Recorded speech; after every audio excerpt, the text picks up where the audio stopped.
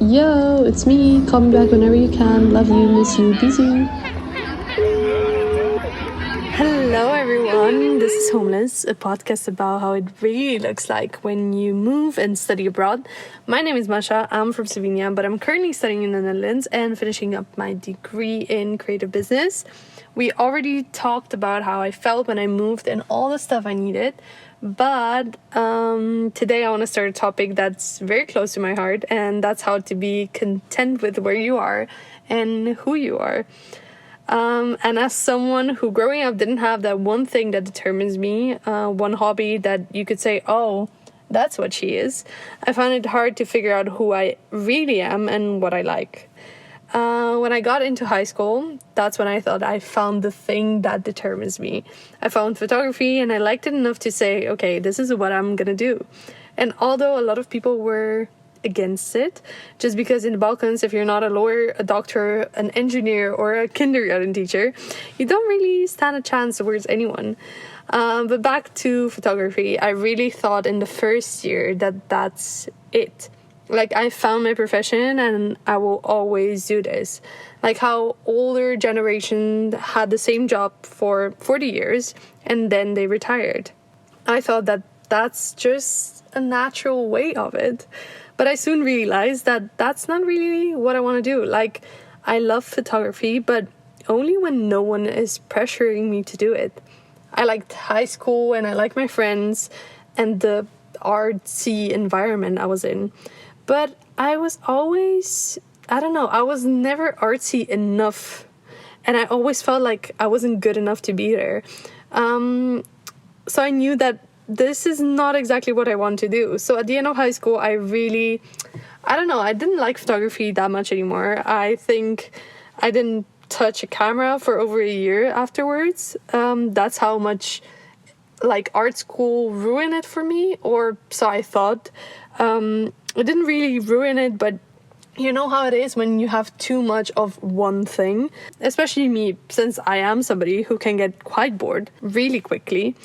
You're probably wondering, why am I telling you this? Although I said I was going to be talking about how to be content with yourself, but I swear there's a point to this story.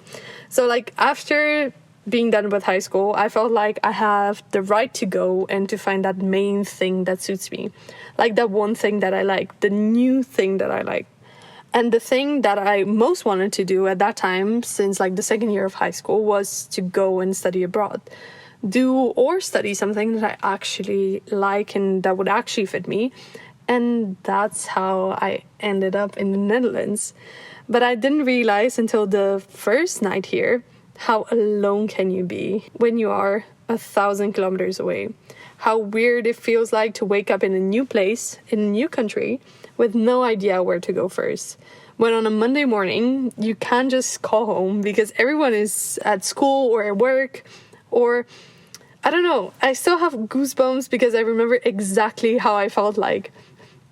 I was exactly where I was supposed to be, but so alone.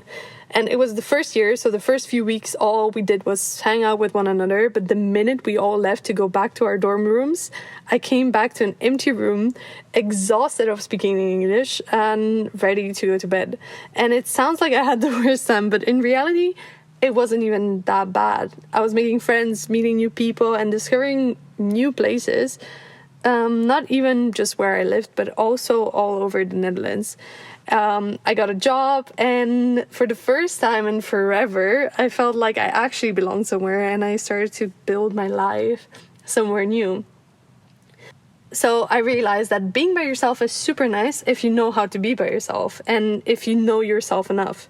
And that's tough, like really, really tough.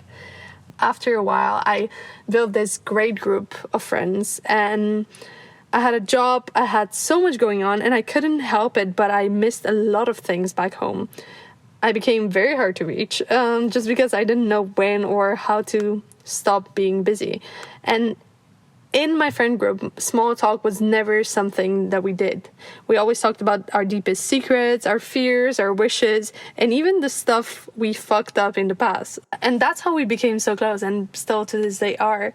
I remember having dinners and only talking about our failed relationships with our exes or with our families or with our friends back home. And I'm so glad that those conversations were our starters.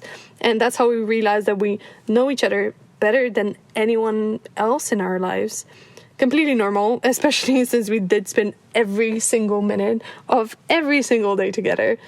But one of those conversations started with the talk about a breakup, and we talked about how important it is to know what you want and who you are in your 20s before you are with someone.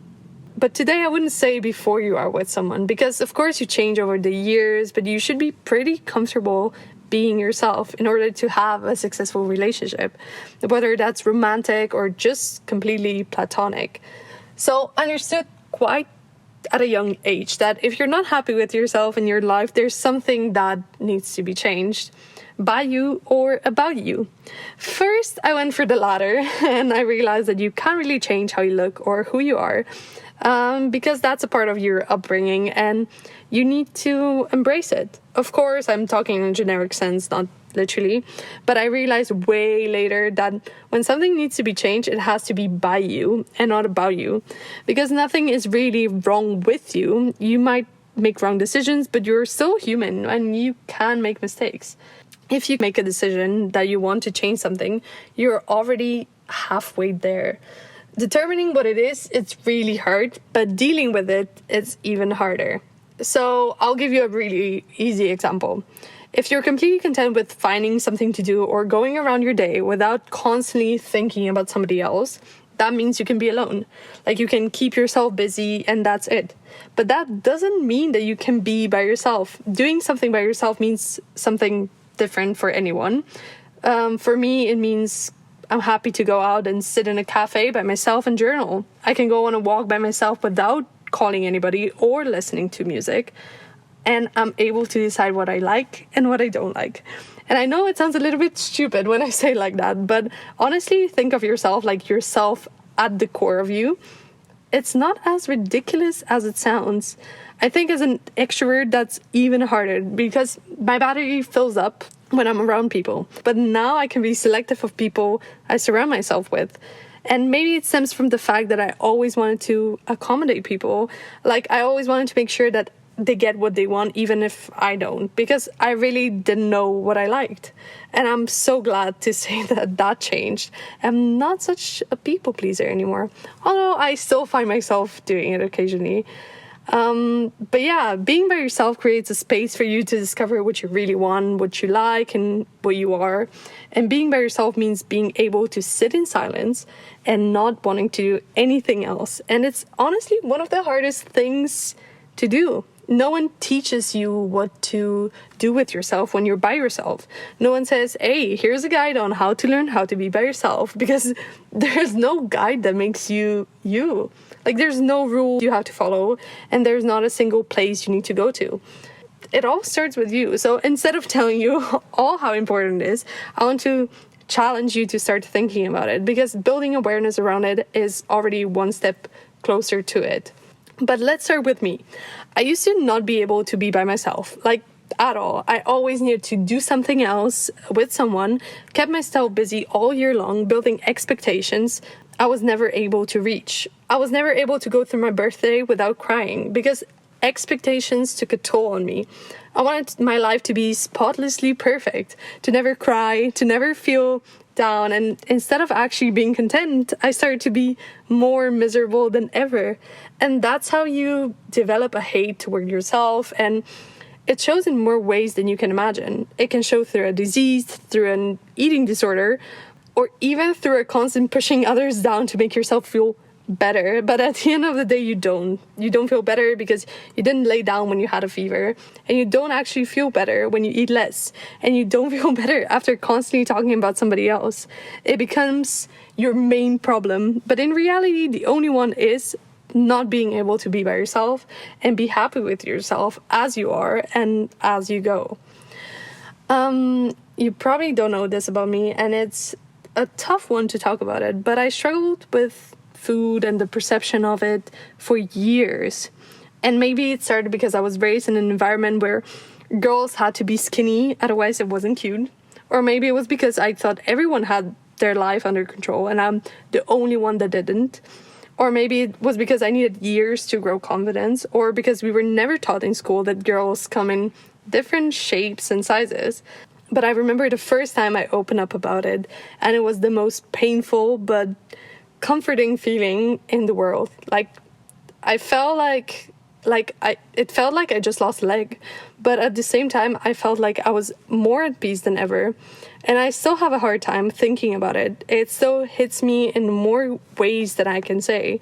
And if you know me, I feel very passionate on the topic of food and body image and just eating enough, because it breaks my heart every time I hear someone say, oh, I need to start eating less, or I'm on a cleanse, or I should really do something about my weight. And it's such a way of putting yourself down for no reason at all. Well, actually, there is a reason. You're not comfortable with yourself. But trust me, even if you lose the pounds, you will never be comfortable with yourself unless you start with your head. So start looking at yourself as the first front, as the foundation of your home. Your life, your decisions, and your experiences, it's all based on you and how you perceive it or how you perceive them. And no one can take that, and no one can take what you learn about yourself away from you. And it's such a important part of you. They say that the one home you always have is yourself, and you should take care of it, because you're the only person in your life that knows exactly what you experience, when you experienced it, and how you felt when it happened. And no one else experiences your life the same way you do. And that's why it's even more important to actually figure out a way to be by yourself. And if you think about it, your life starts and ends with you. Of course, it depends on who you meet or who you love and what you experience. But at the end of the day, it's what you are and what you learn about yourself, about others, and about the world. I saw a book the other day on how to be by yourself, and I picked it up and I chuckled a little, because there's no one fits all answer. There's no unisex clothing you can put on and have it all figured out. It takes your whole life realizing what you like, who you love, and why you do. And you shouldn't think of it as, I need to have it figured out before having kids or moving somewhere or before turning 30, because spoiler alert, no one really does. We're all just too good at pretending we have it all figured out. We're all competing with I don't know who to make it clear that we know what we're doing. But in all honesty, no one does. We're all just people, and this is everyone's first time living. And the moment you realize that even your parents or the CEO of the biggest company are all just winging it as they go, that's the moment when everything falls into place. And if it doesn't, that's completely fine. Maybe that's my biggest question in life. How do people do everything with such an ease? But maybe it isn't yours. And it's totally subjective to where and when you grew up, what you have experienced, and what you still want to. But I think I cracked the code, at least for myself. And I don't like gatekeeping, so here are my how-tos. So first and foremost, the sooner you realize we're all struggling in different ways, the easier your life will get. Trust me, you're not the only one with the problem. You might think that you're the only one with an issue, or you might be asking yourself, why do only bad things happen to me? They don't. They happen to everyone. You just notice yours the most because you're the protagonist of your life, and you can't hide from your own life because it's yours to begin with. Everyone has a problem, everyone struggles, and no one's chilling living their life without one, even if it doesn't seem like it from afar, because maybe they're just too good at hiding it. But believe me, hiding it is so tough because it haunts you until you have to confront it. And talking about it doesn't make it any more real. It just shows that you're able to deal with it. And the moment you stop comparing the complexity of your problem to somebody else's, that's the moment when everything gets easier. And if you feel sad because you just got sick and somebody, I don't know, lost a puppy, there's no right or wrong or who's suffering more. Everybody suffers in their own ways, and that shouldn't minimize your problem. The sentence, someone else has it harder, puts you down in more ways than you can imagine. Like, there's no scale, X is harder than Y, or Z is way easier than X. Like, we're all going through life differently, so of course our saddest or happiest moments are not the same. But that doesn't make them any less important, or it doesn't make them any less happy or any less sad. So let's take an example. Someone has experienced a loss of a person very close to them, and that's probably the saddest moment of their life. But a kid that has lost their favorite toy, that's the saddest moment of their life. And it doesn't make anyone's moment less sad because the other person is experiencing something different. So stop putting yourself down for feeling what you feel. Stop saying, oh, someone else has it worse, so I shouldn't feel bad or I shouldn't be happy. You are who you are, and it's all based on your experience, and it's solely based on your life and what you had to deal with. So stop comparing whose problem is worse. They're equally as significant, they're just different because you and the person X are very, very different. Also, finding help is totally normal. No one, and I mean no one, is okay 24/7. We all have depressing episodes, or bad days, or days where we struggle with being on our own. And that's when talking about it comes in handy. And depending on your problem, your helper might be different. If you're going through a loss of someone, you're probably more likely to see someone professional because you went through something significant. You went through a traumatic experience, and maybe there's no way out of it on your own, because no one teaches you how to deal with the loss of a loved one, but they might teach you growing up how to deal with losing your favorite toy. And it's just about what we know and what we're able to be confronted with. Do you know that it was actually confirmed that every person on earth should have a therapist? And I'm convinced it's not because we are so complex, but because we need somebody to talk about our problems. And if you don't know what your problem is, or you can't determine what's really behind it by yourself, you shouldn't hope that you realize it out of the blue. Like, you shouldn't expect people around you to be your therapists. They can be your friends or your family, but they will never know what's the right thing to say or how to help you to get the conclusion you need. So I would say talk about it. I always thought that talking about it makes the problem real. And I couldn't have been more wrong. The problem is real anyway, whether you like it or not. And talking about it just shows that you're able to confront it. You're mature enough to admit it, even if you're scared of what's the verdict. People in general were made in a way that we feel like if we talk about our problems, we're putting them onto somebody else. We're a burden to someone. But if you would know that the biggest burden is actually when you don't tell someone what's wrong. People worry more when they don't know what's up with you than when they do. So, I'll give you an example. 2 years ago, I thought I had it all figured out. I worked 3 jobs. I went to school every day of the week. I made sure to call home, text everyone, eat a lot of healthy food, go to the gym 5 times a week. And I didn't even notice because I was keeping myself way too busy to notice that I was losing my spark. I was a burden to be around because I was mentally exhausted. I got super sick and I ended up on a bunch of pills because I wanted to get rid of 3,000 bacteria in me. And after 4 months of eating basically air and being the skinniest I've ever been, I felt like the world was gonna collapse on me. But because I was keeping busy, I didn't actually realize it until my friends pointed it out to me. And if I look at pictures at that time, I physically look sick. I knew that I was mentally exhausted, but I looked good on the outside. I was like a little rotten apple, shiny on the outside, but I don't know, bad on the inside. And it took me months of talking and working on myself and improving my health to get to where I am today. And I'm still not good. And for me, that period of my life felt like it was going on forever. I had my ups and my downs where I thought I would never get out of it. I had 0 to no motivation to do anything except wake up, go to work or school, eat, sleep, and repeat. And it might have looked like I had everything together, but it was the most miserable time, ever. And I'm not trying to make anyone feel sorry for me or feel pity for. I'm just trying to make you aware that when you think everyone has it figured out, they really don't. So make sure to talk about your problems. Maybe you'll make it easier on yourself and, I don't know, to somebody else.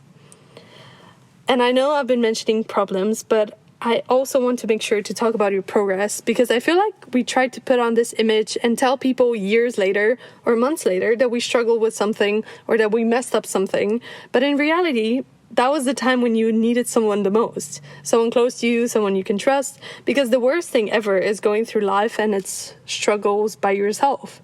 And I know that we have to go through things alone, but that doesn't mean we have to deal with it by ourselves. We can ask for help or a hug, or even see a therapist if we feel like it. Progress is just as important as your end goal, and you'll figure out that life is where you share the best and the worst moments with people you trust. One thing is for sure, you need to learn about yourself. I used to think that you need to be alone to learn about yourself and to realize what you like and what you want, but the reality is you can't figure it out by being alone all the time. It's a healthy balance of both, knowing when to be alone and knowing when to go out and seek for someone else. Sometimes you need time alone to remind yourself that you should put yourself first. But then when there's too much of that, that's when we become isolated from others and also ourselves. And being with your mind and by yourself one day after another is just not the right way to go. It's important to be by yourself, but not constantly. Like, you should be able to do both. Be by yourself and be with others. And if the latter doesn't suit you, you probably need to change your environment. So stop distracting yourself and start dealing with it. You know what's wrong, and if you feel like you don't, you should start digging within yourself. And it's easy to put a label on it and say, that's just who I am. But is it actually though? Or is that just an excuse so you don't have to deal with whatever you're struggling with? Because I think it's right to talk about mental health until it starts being an excuse. And probably someone disagrees, but I don't know. I really think about it. It's becoming more and more of an excuse than an actual feeling. People take it as they get it and stop dealing with it and say, I feel sad and there's nothing I can do about it. There's so much we can do. So stop hiding behind a label, being scared of it, and start doing something about it. Basically, this is your reminder to deal with it. All of this is also a reminder for me to never stop working on myself, by myself, or with somebody else. And it's what matters the most at the end of the day, that you can and you want to work on yourself, no matter which part of your life you're in. And stop pressuring yourself to achieve X, Y, and Z until day 21, because life takes time, and so should you. But you don't have to be alone to figure out everything by yourself. Anyway, this was it for this week. I hope I give you a fresh perspective on what it actually means for me, and I hope it will help you too. And remember, you're always welcome home here, even when it doesn't feel just right. This temporary home will have to do until you go and find your own one. I'll talk to you again Sunday at 6. Doei!